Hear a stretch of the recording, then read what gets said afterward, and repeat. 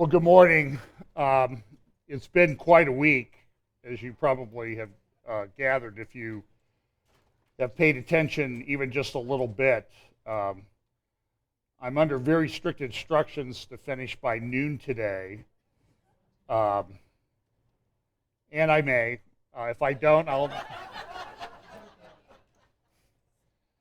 But it was difficult to prepare today. I don't think, in terms of what I talk about and what I do here at Fellowship Bible Chapel as part of our ministry, I don't think there was a week like this that I've had in terms of sifting through the news and other things that impact upon Christians, the church, and Bible prophecy.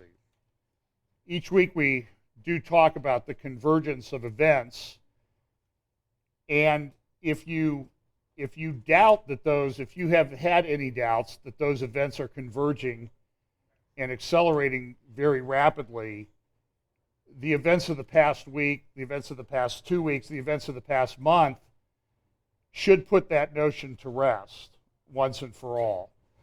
I think we've reached the point where it is indisputable that these things are going on.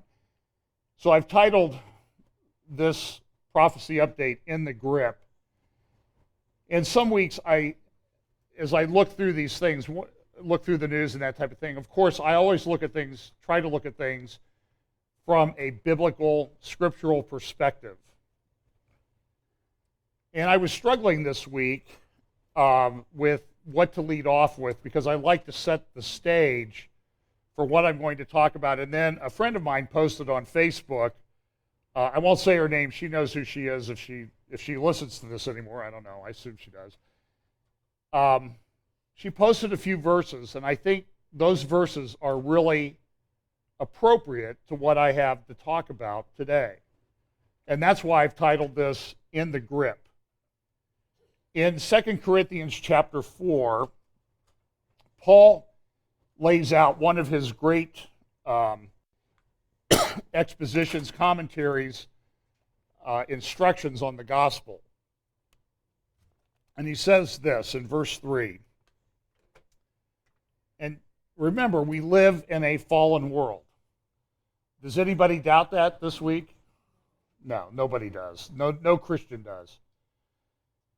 But if our gospel be hid, it is hid to them that are lost, in whom the God of this world hath blinded the minds of them which believe not, lest the light of the glorious gospel of Christ, who is the image of God, should shine unto them.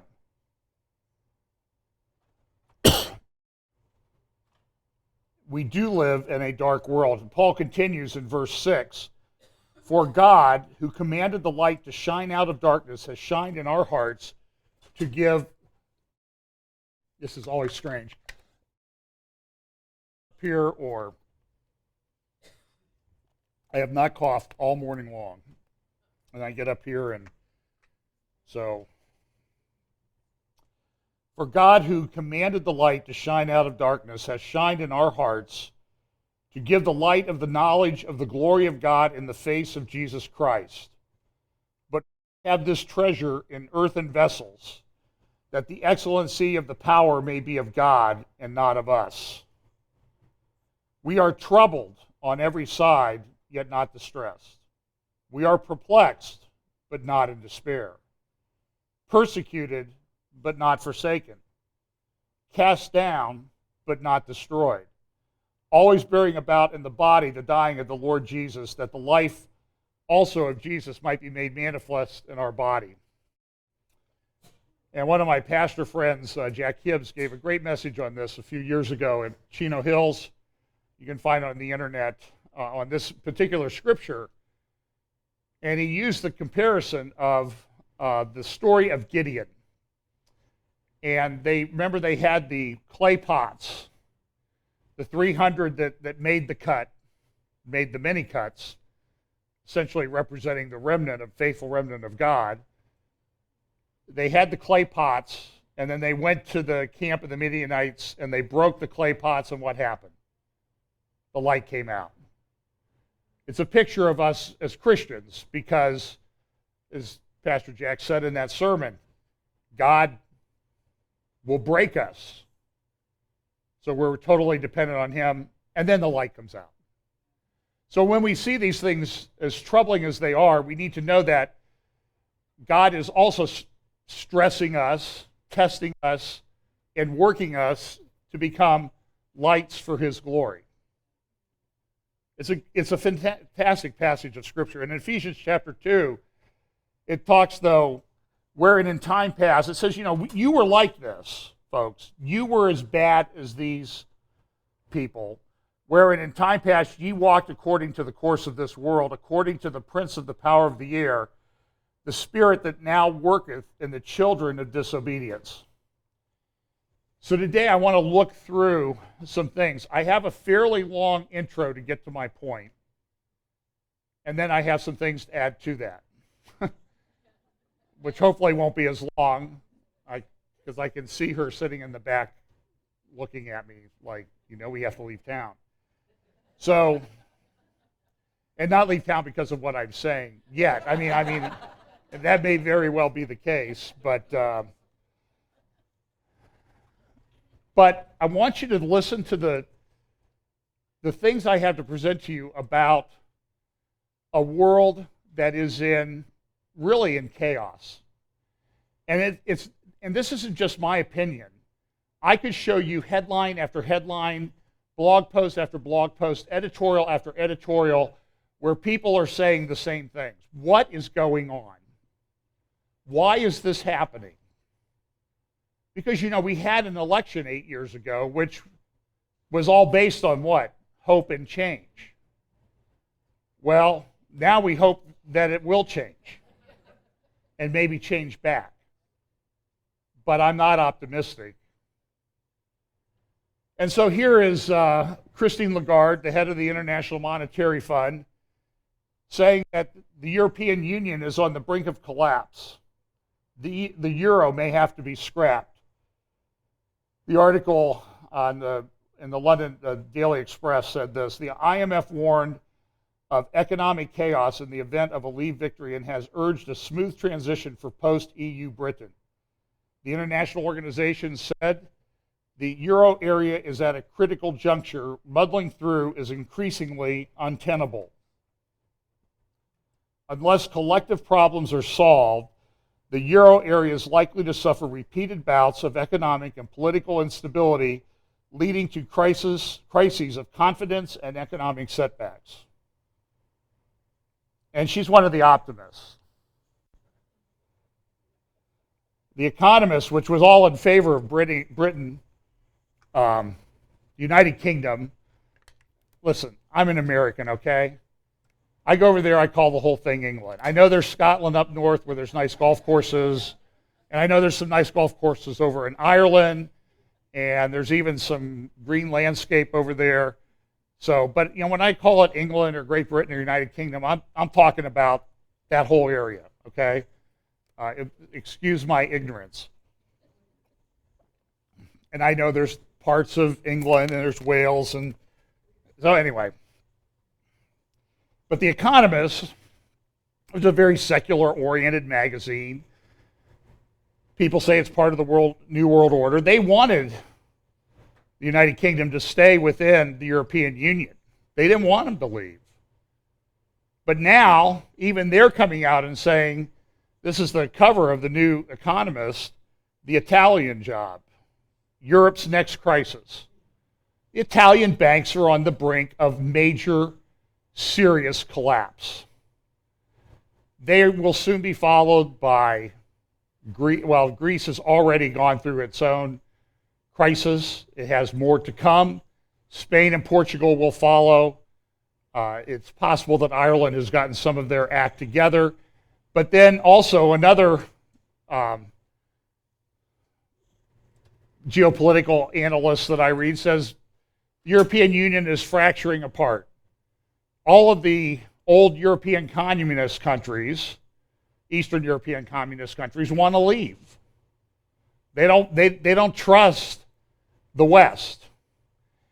And what you see everywhere you look around the world is you see chaos and division. You see it within societies, you see it within cultures, you see it within countries. Everywhere you look is this division. I'm going to suggest to you what might be a root cause of that, and the root cause that I don't think will change until the Lord returns. Look at this.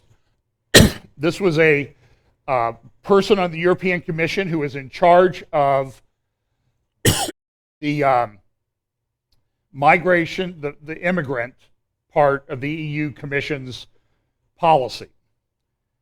Now, the European Union population went up last year by 2 million. That's a stunning number in light of some of the demographics I presented to you over time, which shows that the European Union is in the midst of major demographic decline from native Western Europeans. People aren't getting married. They're not having children. The replacement rate, women have to have 2.1 children per woman. I'm not sure what the 0.1 is, but average 2.1 just to keep the population even. Most of the population rates in Western Europe are 1.5 down to 1 or below. Russia, for example, for a long time has been between 1.0 and 1.1. What that means is that effectively, among native Russians, within one generation, there will be half the number of people without immigration. Russia has a major immigration problem with Islamic immigration. I've read, I think this is a fantasy because I think it will happen much more quickly at the rate things are going, that they will have over 50% Muslim population within Russia by 2050. Think about that. 30 years. Russia will be more majority Muslim. Europe won't be far behind. That has major geopolitical consequences, that in terms of Bible prophecy as well. So, but what this policy person about immigration said in a meeting in Europe just yesterday, or the other day, was that the European migration problem is at a point where it will likely continue for 2 centuries.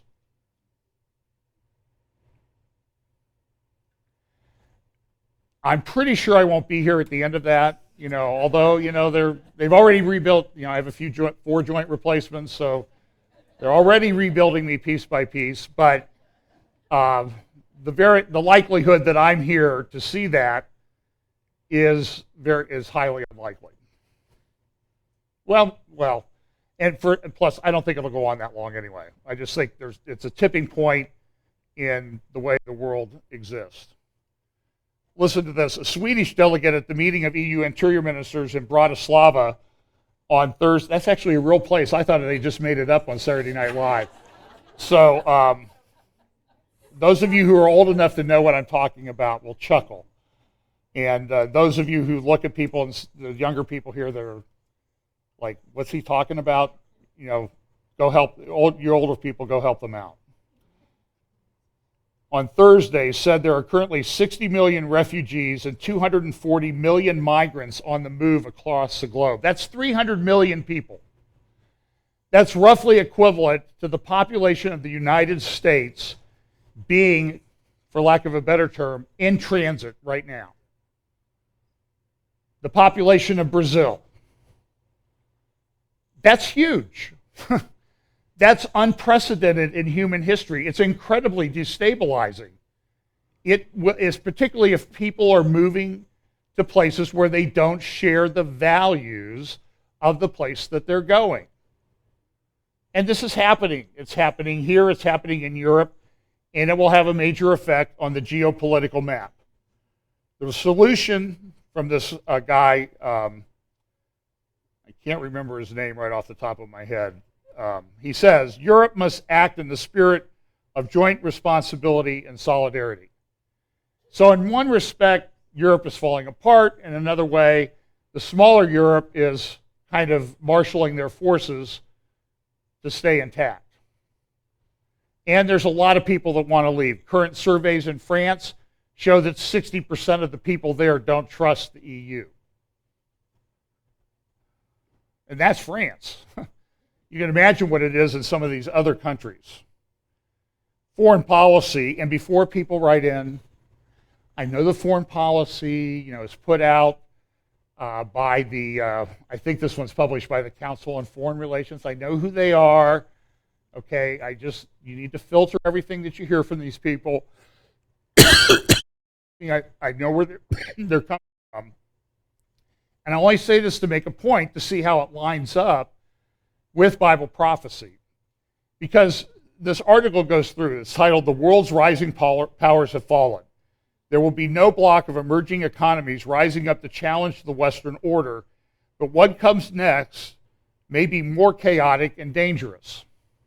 Now, that's a secular source. That's why I cite it. And I think the Suzanne Nossel, who wrote this, is correct in her analysis.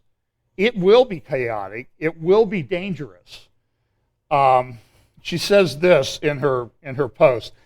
As analysts and scholars compose their first drafts of the history of the Obama administration's foreign policy, a chapter will surely be addressed. It's going to be more than one chapter, I can tell you that. What were once dubbed rising powers, a group that included Brazil, India, China, South Africa, and others. And they were called the BRICS. Remember the BRIC countries? And they were going to change. They're going to be ascendant. They're going to reshape global economics. And what's happened? It hasn't worked out that way. Academics and analysts anticipated that the rise of new powers could only herald an American decline. In 2010, University of Wisconsin-Madison professor Alfred McCoy predicted imperial collapse and that's 2010, painful daily reminders of what such a loss of power means for Americans in every walk of life. The reality of the geopolitical ups and downs also warrants revisiting some of the major policy prescriptions that grew out of this rising powers literature. What's that? I know, I have slides, I have notes in my thing, that's okay. And so so Brian's used to the way things, see, I threw him off, okay? Because I actually sent him the title last night, and he was like, "Is it Sunday morning? Did I oversleep or something?" And he thought the rapture might have happened or something. And, but it's interesting that what everybody was so certain about in world geopolitics just 10 years ago, even 5 or 6 years ago, has completely been upended. Now, let me suggest this, and I don't want to sound sacrilegious when I say this, but I look at what's going on in the world, and I've made this suggestion to some of my friends in some messages we've exchanged back and forth. Maybe the Almighty's just messing with us a little bit. Like we think we have it all figured out. We've got all our little charts and graphs and maps and all that. And, maybe God's just saying, "But you didn't see that one coming, did you?" And I think God does have kind of a sense of humor about these things. And what we really need to take away from all that is, he's the one who's in control. And all of these bright, intelligent, elite people who think they know everything and they know exactly what to do, you know what? I know there are evil people that want to control everything, but you know what? They're human just like us. They're not gods. They're in the grip of the evil one, no doubt about that, but they're not gods. And all of this stuff, the final chapter will unfold when God, the real true God, says it's time. Okay, then he will pull back and he will let Satan have his final shot. And the end of that will be Satan will be chained, the Antichrist and false prophet cast alive into a lake of fire, and you'll be here to witness all of that. So just keep that in mind, that sometimes we need to be a little bit humble about how we approach our analysis of these things. And I've probably become personally less dogmatic about how all of these things unfold. I think there are some alternate scenarios that you can make the case for biblically. So, and that's why sometimes I don't talk a lot about who is the final beast empire, because I think it's still a bit of an open question. Now, I know a lot of people will disagree with me, and that's fine. I'm still be a happy guy. The one thing the two sides agreed on, she says in this article, was that the shifts wrought by rising powers would be tectonic. In Mapping the Global Future, an influential analysis published by the U.S. National Intelligence Council in 2004, intelligence experts predicted that the arrivista powers like China, India, and perhaps others such as Brazil and Indonesia have the potential to render obsolete the old categories of East and West, North and South. And listen, the point of her article is, whatever we thought, we need to maybe relook, reanalyze, look at history, look at the history of just the last 10 years as to what's happened in the world.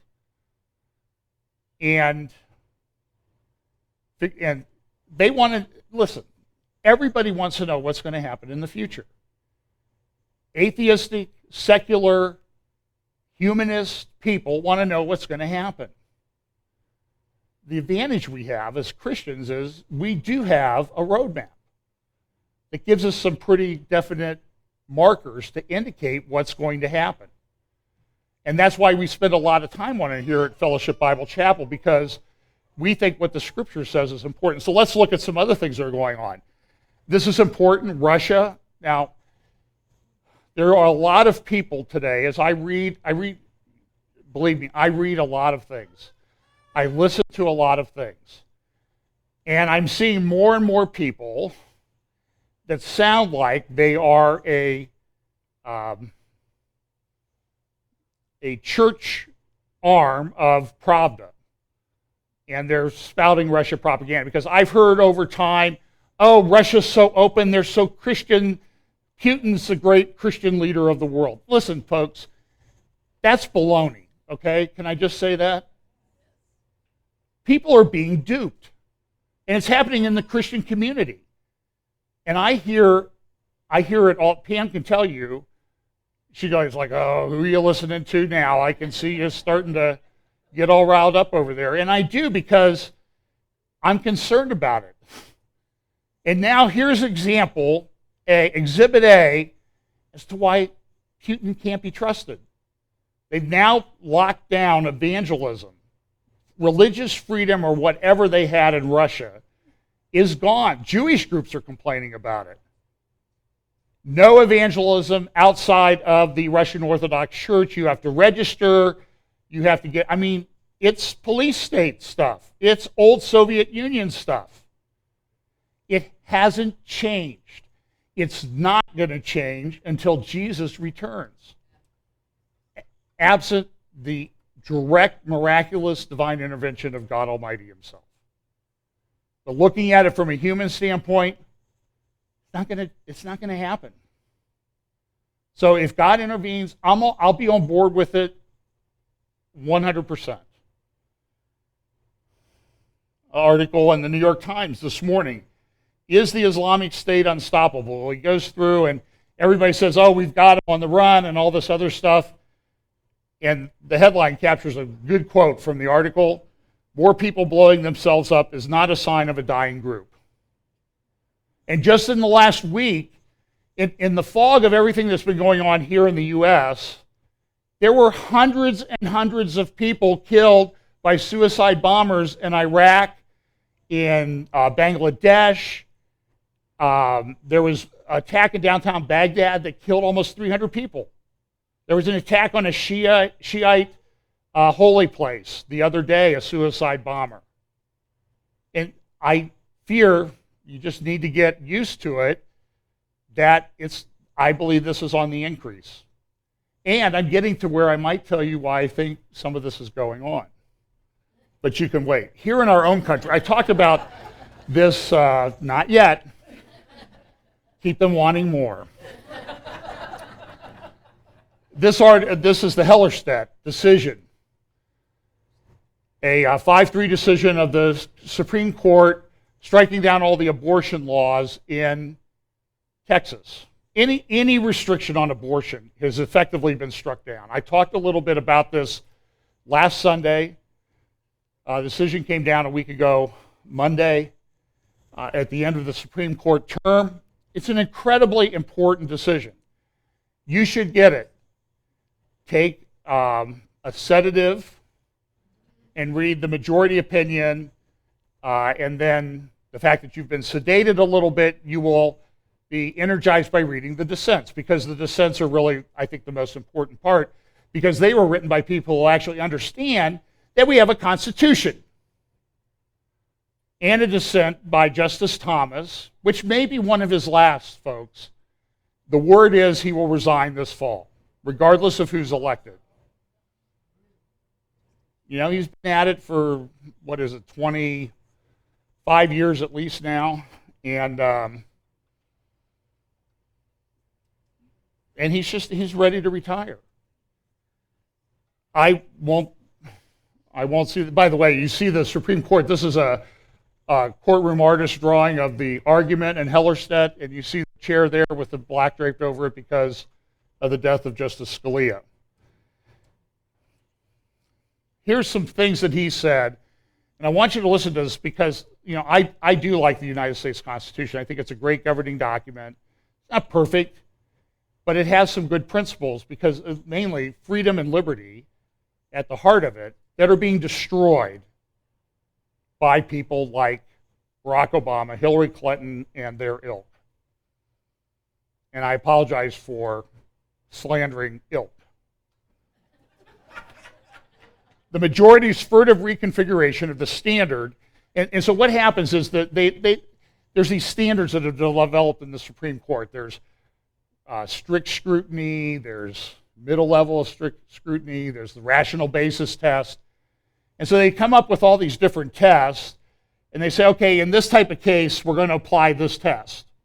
Now, that's a moving thing, because what they'll do is they'll apply whatever test gets them to the result that they want, which means that there's really no test at all. And that's what Justice Thomas says. Listen to this.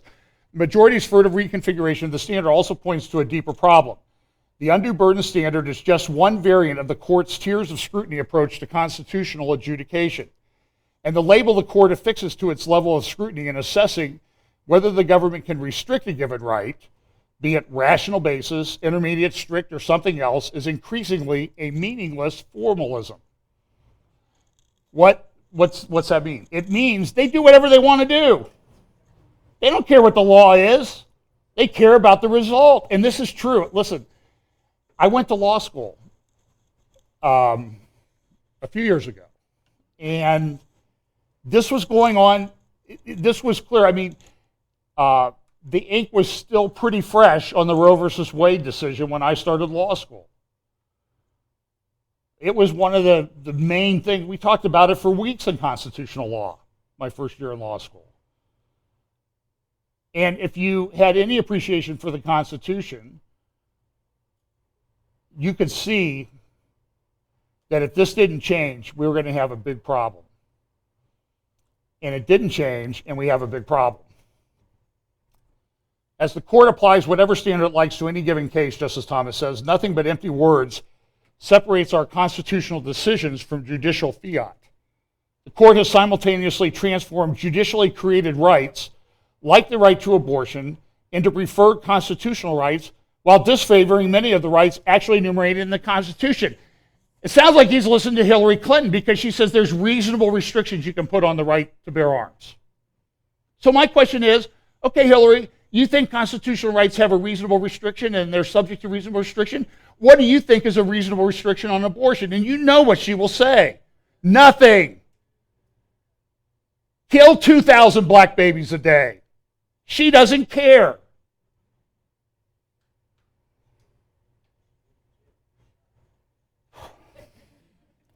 But our Constitution renounces the notion that some constitutional rights are more equal than others.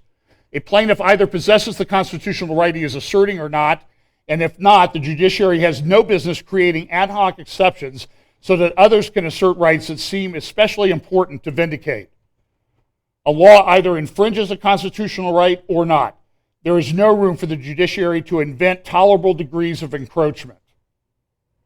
Unless the court abides by one set of rules to adjudicate constitutional rights, it will continue reducing constitutional law to policy-driven value judgments until the last shreds of its legitimacy disappear.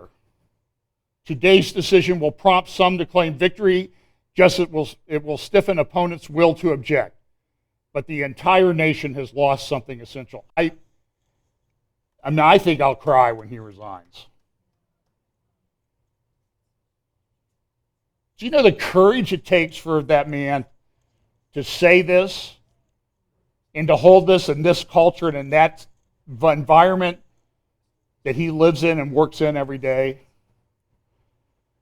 The majority's embrace of a jurisprudence of rights-specific exceptions and balancing tests is, and he's quoting here, I believe, Justice Scalia in an article that Justice Scalia wrote, a regrettable concession of defeat, an acknowledgement that we have passed the point where law, properly speaking, has any further application.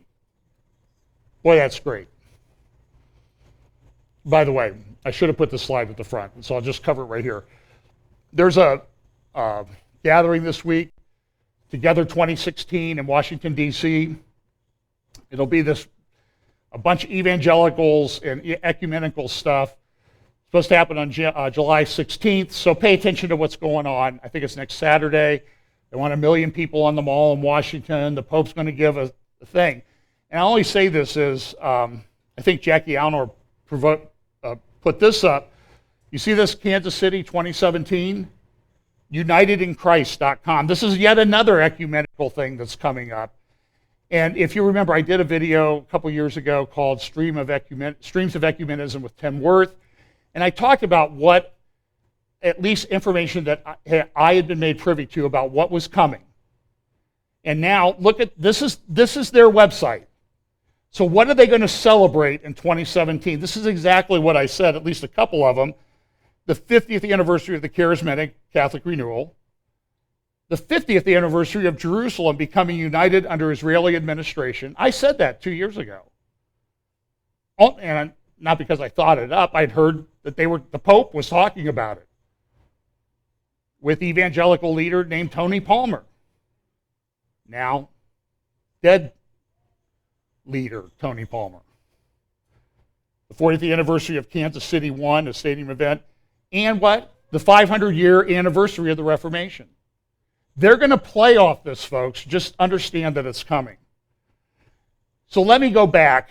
That was sort of the little vignette, so we could catch our breath on the decline of American jurisprudence, but this is an example of yet more decline. Here is a complaint filed by Alliance Defending Freedom, I believe, in Iowa on behalf of a church over transgender bathroom policies. Now, listen, didn't they tell us that this won't affect the church, right? They're liars. They are abject, complete, total frauds and liars. And not only in Iowa, here's a brochure that the Iowa this is Iowa. I have friends, Bill Randalls is a friend of mine. He's a pastor, by the way, pastor in Iowa, in the Cedar Rapids area, Marion. Listen, Bill Randalls has a blog. He has a blog post up today. I think it's really williamrandalls.blogspot.com or something like that. Karen, I think you posted it on your Facebook page the other day. The Sifting of America, it's called. So just look up Bill Randalls, William Randalls, Sifting of America, and find it.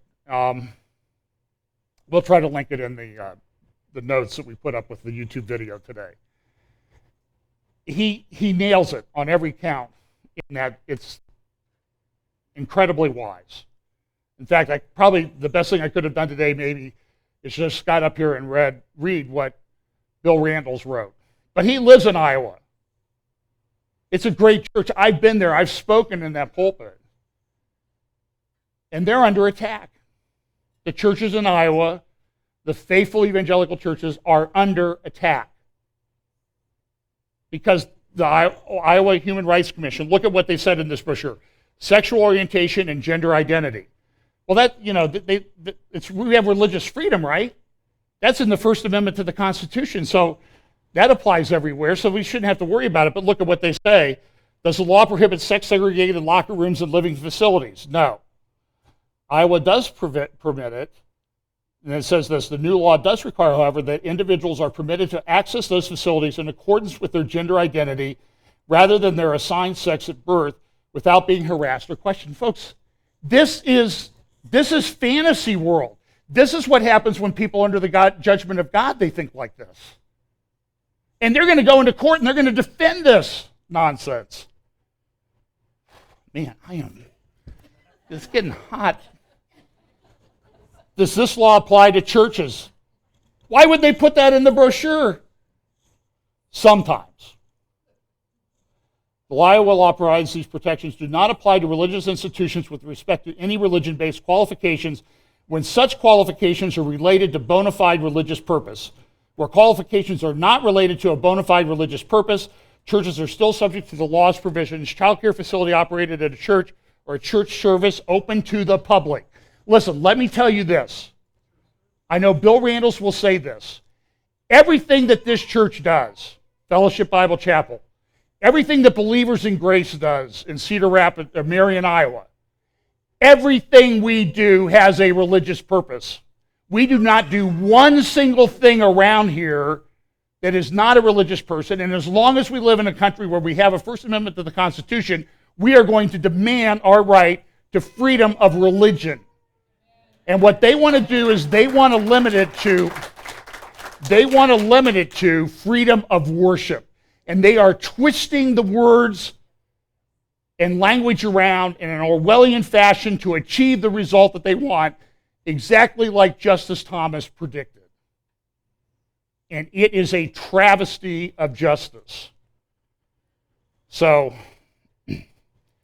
okay, now I got to go quickly. Let's look at the Middle East and Israel for a minute, because there's some things there that I want you to look at.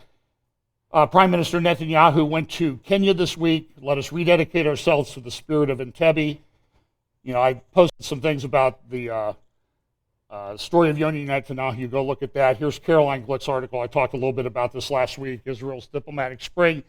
A lot of countries are coming to Israel now because they're realizing that Israel's a little bit more stable than just about any place else over there.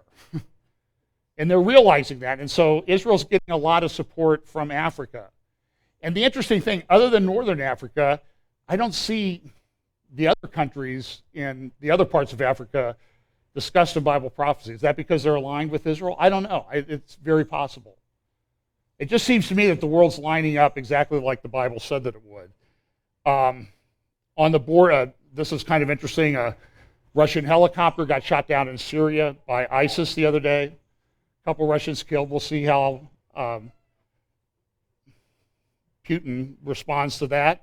Here's some reports of suicide units from Iran, Hezbollah, amassing on the Golan border in Israel. That's pretty significant. Amir Sarfati posted this on his blog just either yesterday or today. Syrian conflict is about to wipe the country off the map. There are actually Bible prophecies about that happening. In Isaiah 17, Damascus will cease from being a city.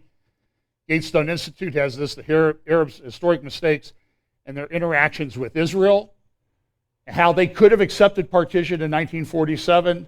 And the analyst, the writer of this article, says, listen, and I believe he's Arab, he says, we blew it. We had a chance at a Palestinian state in 1947, and we went to war with Israel. And about time we understand that when you go to war with somebody, there are actually things called consequences to doing that, especially if you lose. And they still have not gotten it.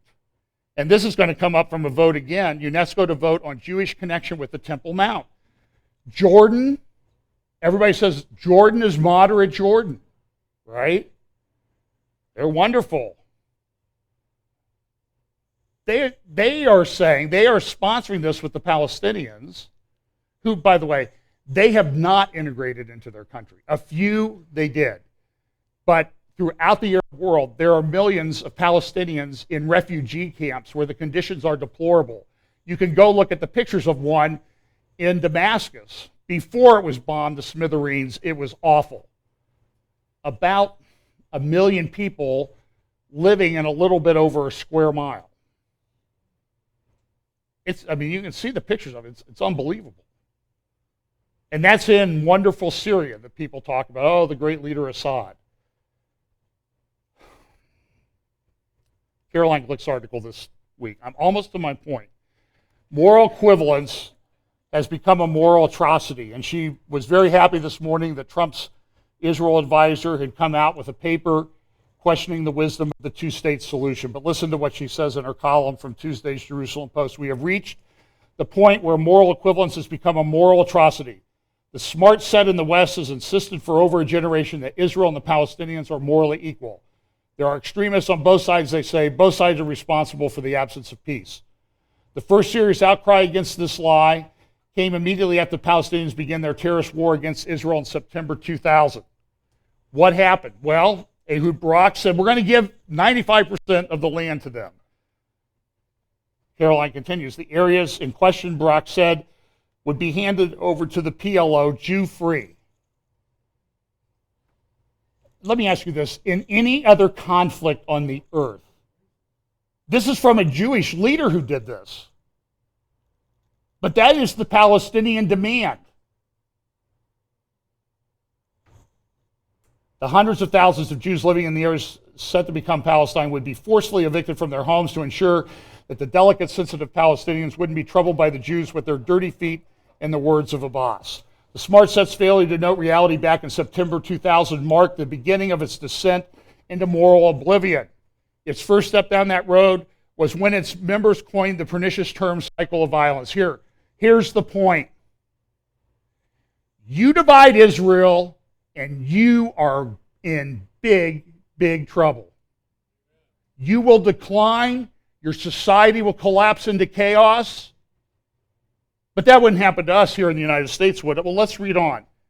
The latest consequences of this moral depravity came on Friday when the publication, and I mentioned this briefly last Sunday, the so-called Middle East Quartet's much-awaited report that is supposed to show us the way to peace. That report, like its predecessors, insisted that a Jewish settler is the moral equivalence of a Palestinian murderer. Who would have been one of the participants in that quartet? The United States of America.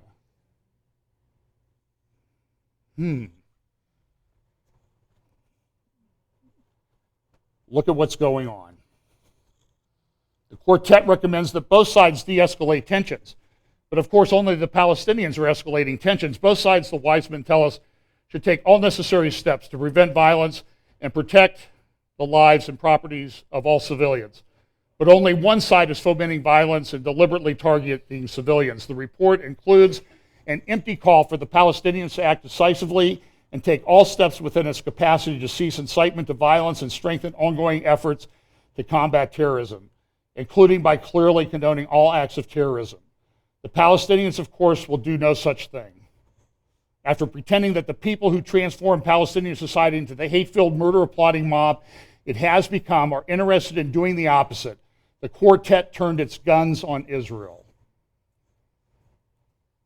Israel, the court says, needs to deny Jewish property rights. Israel needs to expand the powers of the Palestinian death cult into Area C, where all the Israeli communities are located and but 2% of the Palestinians live. So where 2% of them live, we're going to make that Jew-free. Because that's acceptable in the world that we live in. That's acceptable to the government of the United States of America. Halal Yafa Ariel.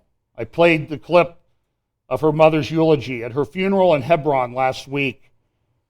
That funeral took place in the ancient center of Hebron, a place where the UNESCO, who denies any connection, Jewish connection to the Temple Mount, also denies any Jewish connection to the tomb of people named Abraham, Isaac, and Jacob. It's insanity, folks. You mess around with Israel. And listen, I'm not an apologist for everything that goes on in Israel. Do you understand that? They need the Lord. Record numbers of them are turning to the Lord. There is a great promise of a national salvation at some point in time, but there will be terrible times in between. We have to be honest about that. And I pray in God's mercy that might not happen, but that may be the only way for God to be glorified. So whatever God wants, that's what we'll go along with. And so here in this area where you can sit there at the funeral and look at the vineyards around Hebron, Caroline says this to conclude her article. Surrounded by the vines and the hills, the Ariel's homestead looks like the sort of place where nothing bad can happen. A quiet family of profound faith, the Ariels were just going about their quiet lives, raising their daughters, tending to their vines, when the evil beyond their gate entered their home and struck. That is the difference between the two sides. One wishes to tend his vineyard, the other wishes to destroy it. It is black and white. It is a clear distinction. The international community's pernicious refusal to recognize this basic fact after so many years is a major reason that there is no peace and there is so much bloodshed. And I would submit to you, it is behind the chaos we see in the West today. And if you don't like that, go listen to somebody else that will fill your head with a bunch of nonsense about Zionist conspiracies, okay? You won't get that here, I assure you. And so what happened in the United States? Ramirez cartoon, Lady Justice. We could not prove intent. I'm going to skip over some of this just in the interest of mercy. But I want you to remember the person at the center of this believes this. To exist in practice, not just on paper. Laws have to be backed up with resources and political will, and deep-seated cultural codes, religious beliefs, and structural biases have to be changed. So listen, I don't want to listen to that person moralizing to me for the next 4 to 8 years. So you decide who you're going to vote for. I've made my decision. My conscience will be clear before God. You decide based on your conscience, okay? I think it's something we have liberty in because I know what will happen if she's elected. And it will be things like this. So we had the events of the week. We had Hillary gets an FBI interview on the Saturday of July 4th weekend. Now, folks, I've been around FBI interviews. I know them, okay? I'm telling you, I don't know of anyone else who ever got a Saturday on a holiday weekend FBI interview. And the morning, right first thing the morning after the 4th of July, Comey comes out and says no prosecution, no indictment. Then the New York Times the next morning has this little leak. Just happened to make it into the, whether you like it or not, most important newspaper in the United States of America. Democrats close to Mrs. Clinton say that she may decide to retain Ms. Lynch, the nation's first black woman to be Attorney General who took office in April 2015. This coming on the heels of the private accidental meeting of Loretta Lynch and Bill Clinton on a tarmac on their private jets in Phoenix. Now, I'm not big on conspiracy theories, okay? This one is so airtight. So, and then Lynch came out the next day after the New York Times article. Now she's got her job offer, right? So she comes out and says, no prosecution, we're closing the file. And again, Stern. And then, of course, immediately, she's on Air Force One with Obama going to a campaign stop in North Carolina. It was just, what was it, 2 hours? Just so happened that they were able to put all that together over a holiday weekend. I was born at night, but as they say, it wasn't last night. Even the people at MSNBC, and by the way, I am not going to be done at noon. I apologize to my wife. I will be done a little bit after. And honey, I will take you out to ice cream place, 3 ice cream places this afternoon if you want. I will sacrifice my time this afternoon to do that.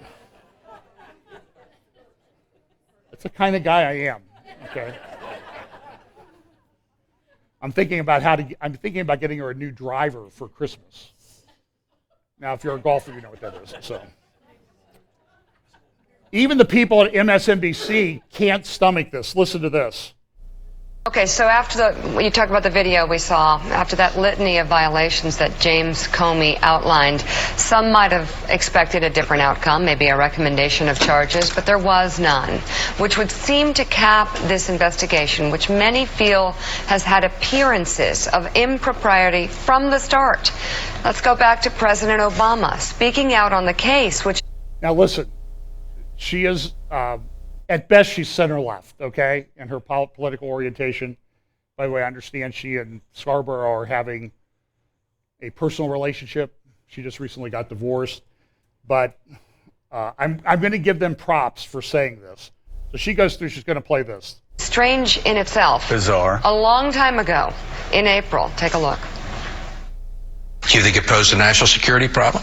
I don't think it posed a national security problem. I think that it was a mistake that she's acknowledged. Do you agree with what President Clinton has said and Secretary Clinton has said, that this is not that big a deal? Do you agree with that? Well, I'm not going to comment on... Do you think that big a deal?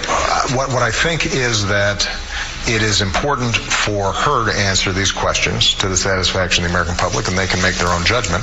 I can tell you that this is not a situation in which America's national security was endangered. Standing Secretary of State. She would never intentionally put America in any kind of jeopardy. And what I also know, because I handle a lot of classified information, is that there's classified and then there's classified. So that was October and then April. And by the way, the FBI agents on this case were just absolutely outraged that the President of the United States tried to Bigfoot the investigation all the way back in October. It was so inappropriate. So flash forward to 8 days ago when President Bill Clinton had a private meeting with Attorney General Loretta Lynch on a tarmac in Phoenix. He made a point of getting on her plane to talk to her. Lynch says they discussed personal issues like golf and grandkids unrelated to the investigation of Secretary Clinton. Only it was followed up days later in the New York Times, which reported that the Clintons appeared to dangle a job in front of the Attorney General. Quote, Democrats close to Mrs. Clinton say she may decide to retain Miss Lynch, who took office in April of 2015. John Heilman. By the way, written in the New York Times without comment that the Clintons are dangling a job offer in front of a woman that has the power to indict her and end her presidential campaign. I have to say that I thought that the thing that Bill Clinton did with Loretta Lynch was ridiculous and brought all kinds of political problems on his wife, and you kind of want to write it off. It just not write it off in the sense that it's not bad, but write it to, oh, Bill Clinton, you can't control Bill Clinton. Right. This thing in the New York Times coming directly after that in what appears to be a choreographed way that that they decided to leak through cutouts to the New York Times the notion that Lynch might be retained in the administration. It just makes the whole thing stink. Wait a minute. And it makes the whole thing stink, and it just provides, again, such fodder to Trump's arguments about this is just a rigged system, it's a corrupt elite, a corrupt establishment, this whole thing is just rotten to the core. Okay. It's just so self-lacerating that they engage in this behavior So in the run-up to when they knew. Compress it all for like 5 days. Yes. You got the meeting with Bill Clinton, Loretta I agree. Lynch. You have the New York Times article dangling the job. You have the secret meeting with the FBI tucked away in a July 4th meeting on a Saturday morning. Well, I don't think the Clinton campaign. It just happened to be on a Saturday morning, July 4th weekend. It just happened to be. And then, as the news breaks that there's no charges, but the president is live at 5 p.m. in North Carolina with Hillary Clinton flying down on Air Force One to step on the bad news cycle. Are you kidding me? I'm sorry. Are we this stupid? We're not stupid. Right. Maybe the American... So, props to Mika Brzezinski this time, okay? Good job, Mika. Yes, they do think you're that stupid. They do. Trey Gowdy showed that we're not. Good morning, Director Comey. Secretary Clinton said she never sent or received any classified information over her private email. Was that true? Our investigation found that there was classified information sent. So it was not true? Right. That's what I said. Okay. Well, I'm looking for a little shorter answer so you and I are not here quite as long. Secretary Clinton said there was nothing marked classified on her emails either sent or received. Was that true? That's not true. There were a small number of portion markings on, I think, 3 of the documents. Secretary Clinton said I did not email any classified material to anyone on my email. There is no classified material. Was that true? There was classified material emailed. Secretary Clinton said she used just one device. Was that true? She used multiple devices during the 4 years of her term as Secretary of State. Secretary Clinton said all work-related emails were returned to the State Department. Was that true? No, we found work-related emails, thousands, that were not returned. Secretary Clinton said neither she nor anyone else deleted work-related emails from her personal account. Was that true? That's a harder one to answer. We found traces of work-related emails on devices or in Slack space, whether they were deleted or whether when a server was changed out something happened to them. There's no doubt that there were work-related emails that were removed electronically from the email system.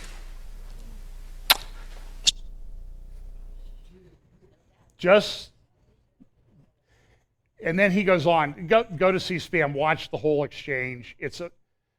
Here's what I want to say. One thing is, she's lying. She's a big liar. She's committed perjury. And there is no requirement of intent in the law. In fact, Mika Brzezinski goes into the fact that Comey's FBI prosecuted a guy who just emailed himself a document, and he had to resign from the services, the armed services, and agree that he would never, ever seek a security clearance again. That's why Paul Ryan came out and said, let's apply that standard to Hillary Clinton. Deny her access to briefings as she's going through this presidential campaign. Because you can't trust her. It should be obvious. Okay, that's comment number 1. Number 2, Trey Gowdy for Attorney General. Even Maureen Dowd in the New York Times this morning says this, the Clinton contamination. It says a lot about our relationship with Hillary Clinton, that she seems well on her way to becoming Madam President because she's not getting indicted. It's insane. But then this. Now, the investigation's not done on what happened in Minnesota. The left-wing governor up there, though, he came out and he could pronounce that race played a role in this shooting. And listen, you know me, I'm all for electronic stuff and everything. But what kind of person, when your boyfriend is laying dead bleeding in front of you, live streams it onto Facebook? I don't understand this. This is a picture, too, that was circulated among the police department up there about a suspect that looks suspiciously like the man who was killed doing an armed robbery a couple days before. And the report is that that's why the cop pulled him over, was because he looked like that guy. Okay? By the way, word this morning is he's been arrested 52 times. Now, when I was in high school, we always had we had a very famous musical, and I played in the orchestra. It was called Guys and Dolls. And one of the lines in Guys and Dolls is, one of the gamblers that's involved says, I have a perfect record. 47 arrests and no convictions. Now that would make you a hero. This has been fomented by Barack Hussein Obama. His comments about police, his comments about Ferguson, his comments about Trayvon Martin, on and on and on. Every time the facts show him totally wrong. Even his own Justice Department wouldn't indict anybody in the Ferguson matter.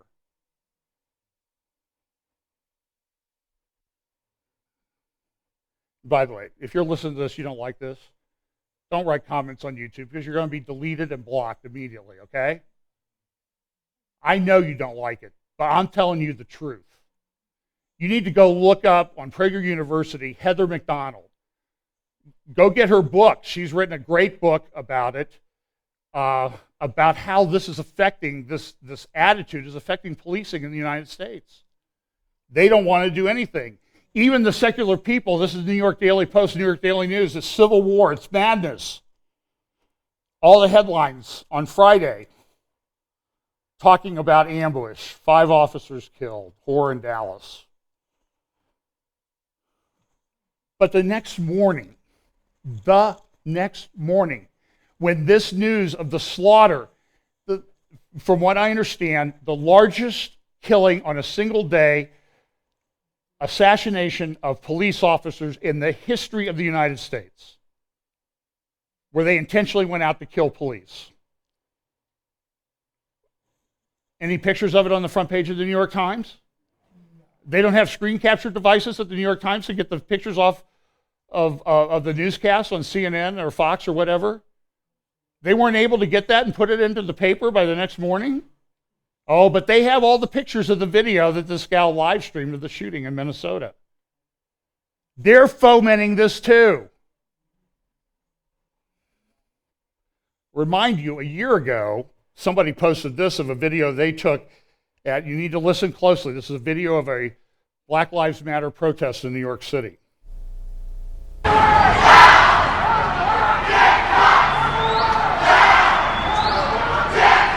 Okay, take the sound down. You hear what they're saying?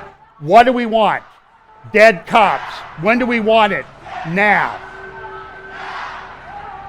Don't tell me that this Black Lives Matter is a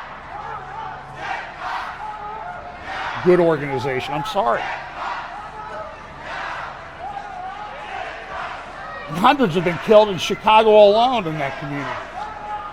Any protests about that? A little boy was shot and paralyzed up in Cleveland recently.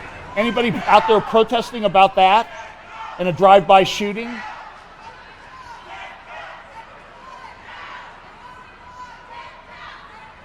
This is what happens when a nation abandons God. I will submit that this is what happens when a nation messes around with Israel. I think there's a direct relationship. The report comes out on Friday, the quartet report that Caroline Glick wrote about, and what happens? All hell breaks loose. So, apparently he's part of the New Black Panthers. This hate group called for killing white cops. Then Dallas sniper Micah Xavier Johnson started shooting. They've said this was on a Facebook post of the African American Defense League. It had 170 likes, one of which was Micah Xavier Johnson. Now, a lot of this has been removed from Facebook, but thank the Lord for ability to capture this stuff before people take it down so we can find out the truth of what they're really about so they can't fake us out. We have no alternative. We must kill white police officers across the country. We are calling on the gangs across the nation. Attack everything in blue except the mailman unless he is carrying more than mail. Micah Johnson was just one of 170 members who followed this Facebook. Even the UN is now weighed in. UN condemns this weekly deadly gun violence in the United States. Look at this. The working group of experts on people of African descent is outraged and strongly condemns the new police killings of 2 African American men. The group's chairman, Ricardo A. Sunga III, said in a statement today, in which he also noted that the incidents demonstrate a high level of structural and institutional racism. The Daily News, America in tatters. See pages 2, 3, 4, 5, 6, 7, 8, 10, 20, 30, and 31. They call me the negative guy. And so from this parking garage, the red building there in the foreground, 5 Dallas police officers were killed in Dallas. The Hill, American anger boils over. National Review, if we don't all take a deep breath, our unrest will only get worse. From either the Washington Post or the New York Times, 3 summer days further split nation already in deep turmoil. So listen, don't tell me that I'm up here week after week making this stuff up, okay? I'm glad everybody's joining us. This is from a Black Lives member. Thank you, Micah! Exclamation point. From her Twitter account. Certain presidential candidates said this: white Americans need to do a better job of listening when African Americans talk about the seen and unseen barriers you face every day.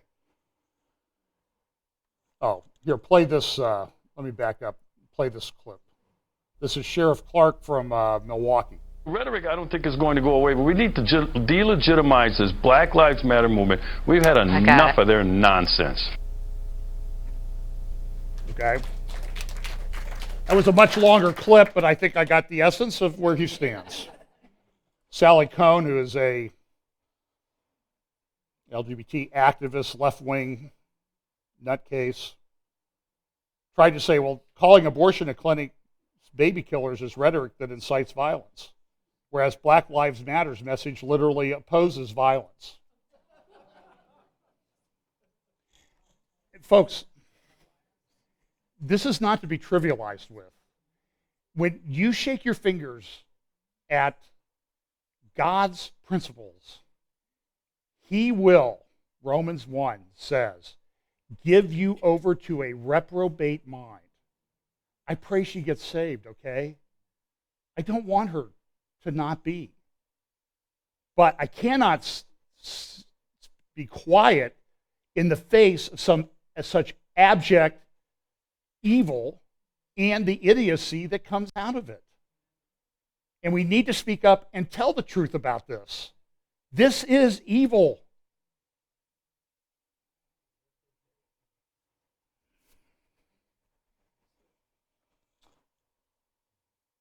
And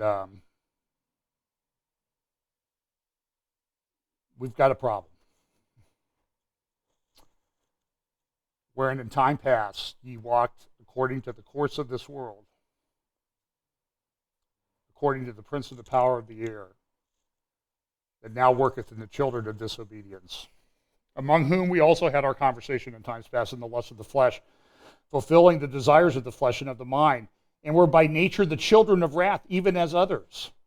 But God, who is rich in mercy for his great love wherewith he loved us, even when we were dead in sins, hath quickened us together with Christ. By grace are you saved. That's the only hope for the world. Let's pray. Father, give us the strength to stand in evil days. Give us the courage to speak the truth and share the gospel. In Jesus' name, amen.